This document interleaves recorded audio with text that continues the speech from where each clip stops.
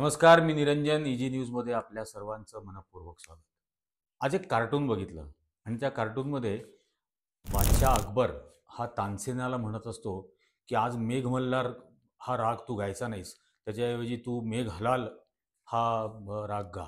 आणि तानसेन जो अगदी गायच्या तयारीत असतो तो म्हणतो की हे असं झटक्यात कसं काय तुम्ही बदलता. आता हे कार्टून यायचं कारण काय? हे कार्टून यायचं कारण असं की आपल्या महाराष्ट्राचे एक मंत्री आहेत, नितेश राणे. हे पहिले म्हणजे हे नव्हते, त्यांचे वडील शिवसेनेमध्ये होते. नंतर वडील काँग्रेसमध्ये आले. त्यावेळेला या दोन्ही मुलांनी त्यांच्या काँग्रेसमध्ये प्रवेश केला. काँग्रेसमध्ये काही काळ राहिले, नांदले, भांडले आणि मग काँग्रेस सोडून दिली. ते स्वाभिमानी नावाने एक पक्ष काढला. त्याच्यानंतर ते आता भाजपमध्ये रीतसररित्या प्रवेश त्यांनी केलेला आहे. भाजपमध्ये गेल्यानंतर काँग्रेसमधून भाजपमध्ये नितेश राणे आले. नितेश राणे शिवसेनेत कधी नव्हते.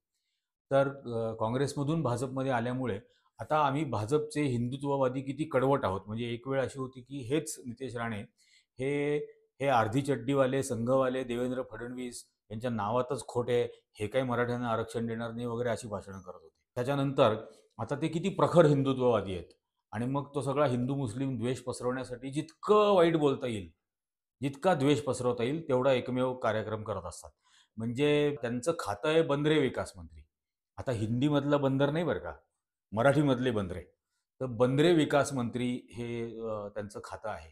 पण ते बंदर विकासाच्या ऐवजी हे सगळं द्वेष विकास असं करतात. म्हणजे मला असं वाटतं की ते बहुतेक द्वेषमंत्री आहेत आणि महाराष्ट्राचे जे एकदम प्रखर द्वेषभक्त मुख्यमंत्री आहेत देवेंद्र फडणवीस, त्यांच्या मंत्रिमंडळामध्ये तुमच्यासारखाच मी पण कसा द्वेषभक्त आहे, मी कसं द्वेष मंत्रालय चालवतो हे दाखवण्याचा ते प्रयत्न करत असतात. त्यामुळे त्यांनी असं एका याच्यात स्टेटमेंट काढून टाकलं. याच्यापुढे ते मुस्लिम खाटकाकडून कसायाकडून जे मटण घेतलं जातं ते हलाल पद्धतीने कापलेलं असतं आणि त्याच्याऐवजी झटका पद्धतीचंच मटण घ्यायचं आणि ते हलाल सर्टिफिकेटच्या ऐवजी आता तिथं बोर्ड लावायचे की मल्हार सर्टिफिकेट असलेलं. म्हणजे देवाचं नाव, एक मोठा समाज महाराष्ट्रामधला हा या मल्हारी मार्तंडाचं भक्त आहे. माझ्याही घरामध्ये मल्हाराचा टाक आहे. पण यांनी म्हणजे खंडोबाचा टाक, तर यांनी त्याच्याबद्दल अशी बडबड सुरू केली की त्या देवाचं नाव मटणाला द्यावं, मटणाच्या सर्टिफिकेटला. म्हणजे कुठं कुठं द्यायचं याच्याबद्दल काहीतरी खरं भान असायला हवं आणि त्या पद्धतीने ते बोलायला हवं. पण त्यांनी ते बोलून टाकलं की याच्यापुढे ते द्यायचं. आता माझं सगळ्यांनाच खरं हे सांगणं आहे आणि नितेश राणेंना पण हे सांगणं आहे की हे फ्रोझन फूड विकणाऱ्या एवढ्या कंपन्या आहेत ना, गोदरेजपासून वेंकीजपर्यंत आणि इतर सगळ्याच, हे फ्रोझन फूड विकणाऱ्या सर्व कंपन्या, मग ते चिकन असो, मटन असो, मटनमधले वेगवेगळे चॉप असतील, नाहीतर आणखीन कबाब असतील किंवा आणखीन काय काय प्रकार असतील, हे सगळे हलाल पद्धतीचंच मटन फ्रोझन फूडमध्ये, चिकन फ्रोझन फूडमध्ये विकलं जातं. आणि फ्रोझन फूड खाणारे हिंदू किती आहेत? मग तुम्हाला जर ते विकू द्यायचं नसेल तर वेंकीजवरती बंदी आणा, बॅन करा, वेंकीजला बंद करून टाका. गोदरेज बॅन करून टाका, बंद करून टाका. म्हणजे ते हलाल पद्धतीचं फ्रोझन फूड विकलं जाणार नाही. कारण हलाल पद्धतीचं फ्रोझन फूड होऊच शकत नाही. हलाल पद्धतीने आपल्या झटका पद्धतीने कापलेलं चिकन किंवा मटन हे फ्रोझनच होऊ शकत नाही. कारण आतमधल्या आतमध्ये रक्त साकाळून जाईल आणि हलालमध्ये ते सगळं रक्त ड्रेन आउट केलं जातं. हा त्याच्या मागचा शास्त्रीय दृष्टिकोन आहे. आता हे जर कळत नसेल, म्हणजे ते स्वतः शिकलेले आहेत लंडन बिंडनमध्ये, पण आता निर्बुद्धांच्या फौजेमध्ये सामील झालेत, तर असं जरुरी नाही की त्यांच्यापेक्षा निर्बुद्ध मी आहे हे दाखवणं. पण त्या पद्धतीने ते सगळं त्यांचं चाललेलं आहे. त्याच्यानंतर त्यांनी आणखीन एक भयंकर भाषण केलं. ते म्हणे शिवरायांच्या सैन्यामध्ये मुसलमान नव्हतेच. शिवरायांचं सर्व युद्ध हे हिंदू विरुद्ध इस्लाम असंच युद्ध होतं. आणि मग मला इतकी कीव आली आणि ते बऱ्याच जणांनी त्याच्यावरती व्हिडिओ पण केले. मुक्ता कदमांनी व्हिडिओ केला, एबीपी माझानी त्याच्यावरती व्हिडिओ केला की हे चौथी पण पास नाही आहेत का? कारण चौथीच्या पुस्तकामध्ये शिवाजी महाराजांची लढाई किंवा शिवाजी महाराजांचा संघर्ष, हा संपूर्ण संघर्ष हा अशा कुठल्या हिंदू राष्ट्रासाठी किंवा हिंदूसाठी म्हणून नव्हता. तो अन्यायकारी जुलमी पद्धतीने शोषण करत असलेल्या त्यांच्या म्हणण्यानुसार, त्यावेळच्या परिस्थितीनुसार हे त्या मोगलांच्या राजवटीच्या विरोधात होता. जसा तो मोगलांच्या विरोधात होता, तसा तो आदिलशहाच्या विरोधात होता, त्याच्याही विरोधामध्ये होता. त्याच्याही विरोधामध्ये म्हणजे अफजल खानचं जे पोट फाडलं तो आदिलशहाकडून आलेला होता, तो काही मोगलांकडून आलेला नव्हता. तर अशा पद्धतीचा तो त्यावेळेचा इतिहास होता. तो साम्राज्य विस्ताराचा इतिहास होता. ते ते त्या काळातलं राजकारण आणि त्या काळातलं राजसत्तेची सगळी गणितं होती. त्यावेळेला त्याच्यामध्ये हा धर्माचा विषयच नव्हता. पण यांनी असं बरळून टाकलं, की शिवाजी महाराजांच्या सैन्यामध्ये मुसलमान नव्हते. आणि मग मला असं वाटलं, की ठीक आहे, नसेल चौथी पास केलेली, पण काही गोष्टी त्यांना सांगायला पाहिजेत, नाही का? म्हणजे हे आमचं पण आपलंही कर्तव्य आहे. तर पहिले तर आपल्या महाराष्ट्रामधलेच आदरणीय कॉम्रेड गोविंद पानसरे कोल्हापूरचे यांनी लिहिलेलं हे शिवाजी कोण होता, हे एक पुस्तक त्यांनी अवश्य वाचावं. म्हणजे मग शिवाजी महाराजांच्या सैन्यामध्ये कोण कोण मुस्लिम होते, कोण कोण सरदार होते, शिवाजी महाराजांच्या काळामध्ये शिवाजी महाराजांच्या सैन्यामध्ये सुद्धा हिंदू मुस्लिम असा कुठल्याही प्रकारचा भेदभाव नव्हता. मदारी मेहतर हा शिवाजी महाराजांचा एक अत्यंत जवळचा म्हणजे स्वतःच्या जीवापेक्षा जास्त जो शिवाजी महाराजांना जपायचा असा मदारी मेहतर हा शिवाजी महाराजांबरोबर होता. आणि त्याला घेऊन छत्रपती शिवाजी महाराज औरंगजेबाच्या दरबारामध्ये ते बाणेदार उत्तर दिलं ना, त्यावेळेला आग्र्याला औरंगजेबाच्या दरबारामध्ये ते गेलेले होते. आणि मग हे जर वाचलं, शिवाजी आणि धर्मश्रद्ध पण धर्मद्वेष्टा नव्हे, धर्मावर श्रद्धा होती पण दुसऱ्या धर्माचा द्वेष करणारा तो नव्हता छत्रपती शिवाजी महाराज. हे शिवाजी कोण होता या पुस्तकामध्ये कॉम्रेड गोविंद पानसरे या मराठी हिंदू माणसाने खूप विस्तृत स्वरूपामध्ये लिहिलेलं आहे. ते कृपा करून त्यांनी वाचावं. फार वेळ लागणार नाही, छोटीशी पुस्तिका आहे. किंवा बाजूला गाडीत बसल्या बसल्या पियेला सांगावं की बाबा मला वाचून दाखव. म्हणजे आता वाचलेलं कानातून आतमध्ये किती शिरतं हा भाग नंतरचा, पण कानावर तर पडेल कमीत कमी. आणि हे एवढंच योगदान नाही आहे, हा हिंदू आणि मुसलमान हा सर्वांचा देश होता, हा एक भारत होता आणि सर्व एकत्र लढले. हे माझ्याकडे भारत के स्वतंत्रता संग्राम में मुसलमानों की भूमिका, भारत के स्वतंत्रता संग्राम में मुसलमानों की भूमिका 1857 से 1947 तक असे 18 खंड आहेत. 18 हा एक दाखवतोय, हा आणखीन एक तिसरा आहे. 1857 वरती 4 खंड आहेत आणि बाकीचे 14 त्यानंतरचे आहेत, नंतरच्या 90 वर्षाचे. असे 18 खंड आहेत. आता या देशाच्या स्वातंत्र्य आंदोलनामध्ये मुस्लिमांनी किती योगदान दिलं याचं काहीच जर ज्ञान नसेल तर ज्यांना माहिती आहे, ज्यांच्याकडे अभ्यास आहे, त्यांना विचारावं कमीत कमी. हे नुसता द्वेष पसरवून काय होणार आहे? ते काय औरंगजेबाची कबर पाडायची, ती औरंगजेबाची कबर पाडल्यानंतर महाराष्ट्रामधल्या हिंदू बेरोजगारांना नोकऱ्या मिळणार आहेत का? महाराष्ट्रामध्ये उद्योग येणार आहेत का? महाराष्ट्रातल्या हिंदू शेतकऱ्यांचे प्रश्न संपणार आहेत का? महाराष्ट्रातल्या हिंदू व्यापाऱ्यांचे प्रश्न त्याच्यानंतर संपणार आहेत का? राज्य कशासाठी करायला दिलेलं आहे? कशासाठी तुम्ही राज्यकर्ते बनलेला आहात नितेश राणे? याचा कृपा करून विचार करा. हे यासाठी नाही की द्वेष पसरवायचा. हा आर एस एसचा अजेंडा असू शकतो. हा आर एस एसचा अजेंडा आत्ता तुम्ही आर एस एसमुळे बाटलेले आहात. ते बाटलेल्या आर एस एसच्या माणसांनी, भाजपच्या माणसांनी इतकं बोलावं याच्यात. आणि छत्रपती शिवाजी महाराजांच्या सैन्यात मुसलमान होते का? राणे होते का? शिवाजी महाराजांच्या सैन्यात राणे होते का? मी काढली पाहत होतो सगळे आकडे त्याच्यातले, मला तर ते आडनाव बघायला पण नाही मिळालं. म्हणजे स्वतःच्या आडनावाचं कोणी नव्हतं छत्रपती शिवाजी महाराजांच्या सैन्यात, आणि हे नव्हते म्हणून फक्त बोलत राहायचं, हे शोभत नाही. ज्या पद्धतीने या राज्यामध्ये द्वेष पसरवला जातोय आणि सगळ्या मूलभूत प्रश्नांवरून, पोटा पाण्याच्या, आरोग्याच्या, शिक्षणाच्या, रोजगाराच्या, शेतीमालाच्या, या सर्व मूलभूत समस्यावरून लक्ष उडवण्यासाठी हा हिंदू आणि मुस्लिम हा द्वेष तुम्ही का पसरवताय? काय साध्य होणार आहे? त्या कुंभमेळ्यामध्ये प्रयागराजमधल्या जे चिरडून मेले ते कुठल्या धर्माचे होते? ते हिंदू होते ना? मग एकदा योगी आदित्यनाथचा धिक्कार करा बरं, निषेध करा बरं. कारण त्या योगी आदित्यनाथनी त्या चिरडून मेलेल्या हिंदूंचं दफन करून टाकलं, पुरून टाकले. त्यांचं अंत्यसंस्कार नाही केला, दहनविधी करा. हिंमत असेल तर योगी आदित्यनाथच्या नावाने छिथू करा, त्याच्या नावाने बोंब मारा. आहे होळी उद्या, होळीच्या नावाने नाहीतरी प्रथा आहे ना बोंब मारायची, मारा योगी आदित्यनाथच्या नावाने बोंब. आहे हिंमत ही भाजपची, मोहन भागवतची, त्या गुरांच्या डॉक्टरची लाचारी करायची. त्या गुरांच्या डॉक्टरसाठी तुम्ही इतकं धर्मांध होणार? जे छत्रपती शिवाजी महाराज नव्हते, त्यांचे अंगरक्षक अफजल खानाला भेटायला जाताना त्यांच्याबरोबरचे अंगरक्षक मुस्लिम होते.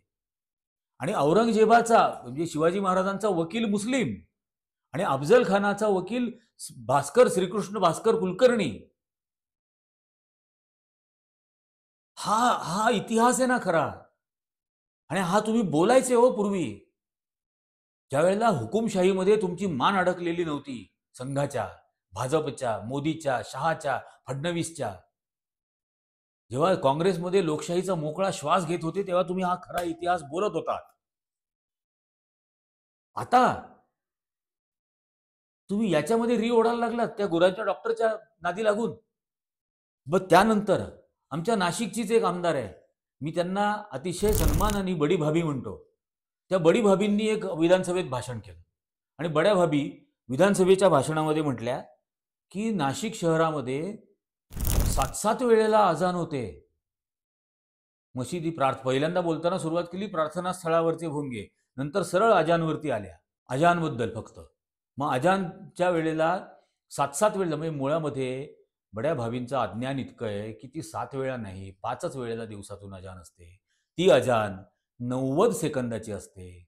90 म्हणजे दिवसभरामध्ये किती वेळा झाली? 90 गुणिले 5. नसेल गणित येत तर तुमच्या मोबाईलचा कॅल्क्युलेटर काढा आणि मोजा.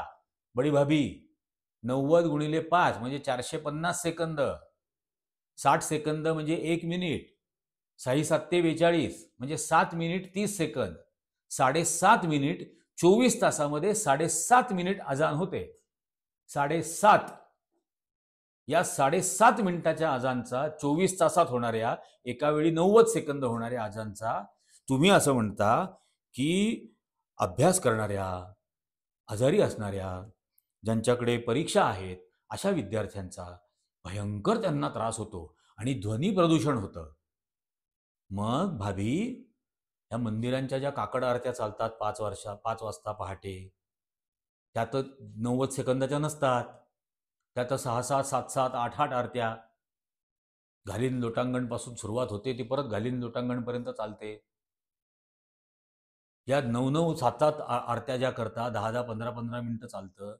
नुसतं लाऊडस्पीकरवरून चालत नाही, त्याच्याबरोबर घंटा, टाळ सगळं वाजवलं जातं. मग त्या काकड आरत्यांचं काय करायचं? त्या मध्यान्ह आरत्यांचं काय करायचं? त्या सायम आरत्यांचं काय करायचं? ते गंगेच्या घाटावरती आता नवीन जो प्रकार सुरू केलेला आहे गंगापूजन, त्याचं काय करायचं? हे नवरात्रीमध्ये, त्याच्यानंतर गणेशोत्सवामध्ये चौकामध्ये 10-10 मंडळं, प्रत्येक मंडळ वेगवेगळं गाणं लावतं. शीला की जवानी असली अश्लील गाणी लावून त्याच्यावरती जी गाणी चालतात किंवा बीडी जलाइले जिगर से पिया या गाण्यांवरती गणेशोत्सवामध्ये डान्स चालतो. बडी भाभी त्याचं काय करायचं? मुसलमानांचे जे सण असतात, मग ते ईद असेल, रमजान ईद असेल किंवा सिखांचे असतात, गुरु गोविंद सिंग जयंती असते, गुरु नानक जयंती असते, ख्रिश्चनांचे ख्रिसमसचे सण, यांच्या सणांच्या वेळेला त्या अशी अश्लील गाणी लावून कधी नाचताना पाहिलेत का हो? महावीर जयंतीला जैनांना पाहिलं का नाचताना? आणि तुम्ही देवयानीताई फरांदे, बडी भाभी, तुम्ही तर पटेल आहात ना ओरिजिनल. मग त्यांना कधी असं पाहिलंय का जैनांना जैन मंदिरांच्या समोर अश्लील गाणी लावून थाया नाचताना? नाही ना. मग त्याचं काय करायचं? त्या भोंग्यांचं काय करायचं? आता हे लक्षात ठेवा की बरं झालं फडणवीस पण बोलले, आता भोंगे लावूच देणार नाही. सुप्रीम कोर्टापर्यंत जाईल. नाचाच थयथया शिला की जवानी करून नाचतात इथे, आता होऊच देणार नाही. त्या नाशिकला तुमच्या विधानसभेला तुमच्या विरोधामध्ये उमेदवार उभे होते, वसंत गीते. त्यांच्या मुलाचं लग्न होतं. त्यांच्या मुलाच्या लग्नाच्या आदल्या दिवशी हळद होती. त्या हळदीला जाऊन तुम्ही पण नाचल्या होतात. भोंगे लावले होते आणि तुम्ही पण नाचल्या होत्यात. बडी भाभी अख्ख्या नाशिकने ते व्हिडिओ पाहिलेत. मग त्या भोंग्यांचं काय करायचं? त्या लग्नाच्या वरातींचं काय करायचं? त्या लग्नांमध्ये जे घाणेरडी आणि मोठमोठ्याने गाणी लावली जातात. म्हणजे मी इंदिरानगरला राहतो, आमच्याकडच्या लॉन्समध्ये तर म्हणजे काय लग्न लागलेलं आहे. आणि लग्नाचं आनंद करण्यासाठी बाहेर बँड लावलाय आणि बँडवरती गाणं काय चालू आहे, अच्छा सिला दिया तूने मेरे प्यार का. वाह वाह, एवढी तर अकलेचा पत्ता नाहीये. आणि अशी गाणी चालतात लग्नांमध्ये. मग याचं काय करायचं. आणि मग त्याच्यावरती त्या म्हणणार, याच्याबद्दल पीआय कारवाई करणार का, त्या त्या परिसरामधला पोलीस इन्स्पेक्टर त्याच्याबद्दल कारवाई करणार का. म्हणजे कायद्याचं अज्ञान किंवा मुळात असलेला जन्मजात निर्बुद्धपणा हा इतका पराकोटीचा आहे, इतका पराकोटीचा आहे, की भोंग्यांचा डेसिबल लेवल जर जास्त असेल तर त्याच्यावरती कारवाई करण्याचा अधिकार हा प्रदूषण नियंत्रण मंडळाला आहे. ध्वनी प्रदूषण ते मोजतात आणि ध्वनी प्रदूषण नियंत्रणाचा उल्लंघन जर होत असेल तर ध्वनी प्रदूषणाचं उल्लंघन झालं म्हणून प्रदूषण नियंत्रण मंडळ त्याच्यावर कारवाई करतं, पीआय नाही. पोलिसांना तो अधिकारच नाही ते मोजायचा. डेसिबल लेवल मोजण्याची मशीन पोलिसांकडे नाहीत, ते प्रदूषण नियंत्रण मंडळाकडे असतात. अज्ञानी बडीभाभी. आणि त्याच्यानंतर त्यांनी तर सरळ देवेंद्र फडणवीस गृहमंत्र्यावरच चिखल उडवला. त्या म्हणाल्या, मी दिलेल्या प्रश्नाच्या उत्तरामध्ये असं उत्तर आलेलं आहे, हायकोर्टाने दिलेल्या निकालाप्रमाणे कारवाई सुरू आहे आणि मी सांगू इच्छिते की राज्यामध्ये कुठेही अशा प्रकारची कारवाई सुरू नाही. याचा अर्थ देवेंद्र फडणवीस, तुम्ही अकार्यक्षम गृहमंत्री आहात, तुमची पात्रता नाहीये, तुमचं लक्षात नाहीये, तुम्हाला माहीतच नाहीये पोलीस काय करतात. म्हणजे हा भाग वेगळा की पोलीस वाल्मिक कराडला कसा वाचवायचा प्रयत्न करत होते आणि पोलीस सोमनाथ सूर्यवंशीचा कसा बळी घेत होते परभणीमध्ये, हा भाग वेगळा. पण एवढी कामं बीड आणि परभणीची त्यांच्या समोर असताना या गृहमंत्र्यांचं लक्ष प्रदूषणाकडे कसं काय जाईल, ध्वनी प्रदूषणाकडे. त्यामुळे गृहमंत्र्यांची अकार्यक्षमता, गृहमंत्र्यांची अपात्रता देवेंद्र फडणवीसांची देवयानी फरांदे यांनीच सांगितली सभागृहामध्ये. आणि पुन्हा याच्यावरती आणि त्याच्यात आणखीन एक तारा तोडला. फारच म्हणजे तारे जमीन पर जो अमिताभ आपला आमिर खाननी पिक्चर काढला होता, मुस्लिमच आहे आमिर खान, तारे जमीन पर नावाचा पिक्चर काढला होता. आता तसा बड्या भाभींनी एक तारा जमीनवर आणून टाकला. त्या म्हटल्या, नाशिकच्या पोलीस कमिशनरनी पत्र पाठवलं 17 एप्रिलला, काय 2021 साली का 22 साली, दीपक पांडेंनी. आणि त्या पत्राची दखल घेऊन उत्तर प्रदेशमधल्या योगी आदित्यनाथनी कारवाई केली आणि उत्तर प्रदेशमधले भोंगे बंद केले. बोला, आता दीपक पांडेंचा तारा जमिनीवर आणला का योगी आदित्यनाथचा तारा जमिनीवर आणला हे माहित नाही, पण असं त्या विधानसभेमध्ये बोलल्या. आता हे सगळं साध्य करून काय साध्य करायचं आहे. आणि आत्ता नाशिकमध्ये असलेले जे समस्या आहेत, त्या पार्किंगच्या समस्या असतील, त्या ट्रॅफिकच्या समस्या असतील, त्या पाणी पुरवठ्याच्या समस्या असतील, ते नाशिकमध्ये गेल्या 10-15 वर्षामध्ये एकही नवीन रोजगार निर्माण करणारी कंपनी आलेली नाही. जी येणार होती महिंद्रा अँड महिंद्राच्या इलेक्ट्रिक कारची कंपनी नाशिकमध्ये, ती गुजरातला पळवून नेली गेली नरेंद्र मोदींच्या नॉन बायोलॉजिकल प्राण्याच्या राज्यामध्ये. त्याच्याबद्दल या भाभी काय बोलतायत का, काही बोलत नाहीत.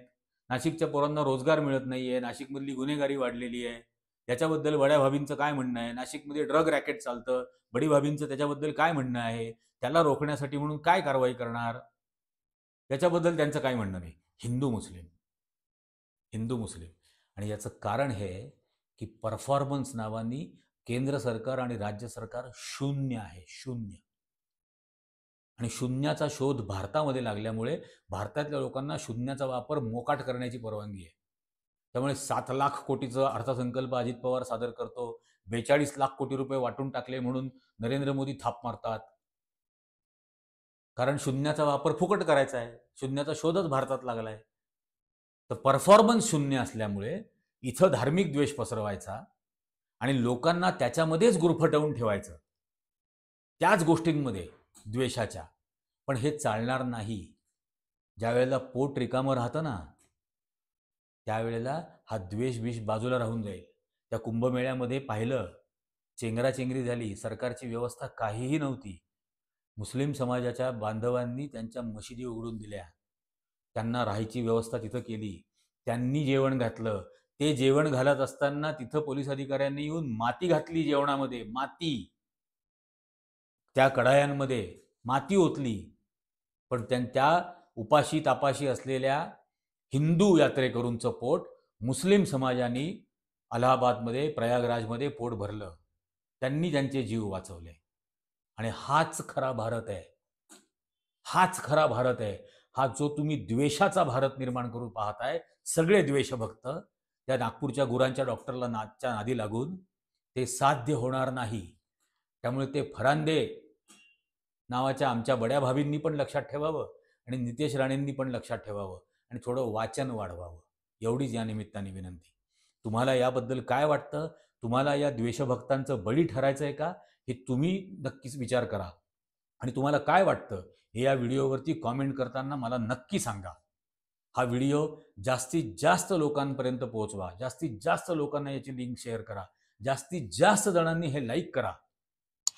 कारण हा द्वेषाचा जो जन्म या देशामध्ये घातला जातोय, आपण देशभक्त आहोत, द्वेषभक्त नाही, हे जर सिद्ध करायचं असेल तर हा व्हिडिओ जास्तीत जास्त लोकांपर्यंत पोहोचवा. आजच्या इजी न्यूजच्या भागामध्ये इतकंच. धन्यवाद.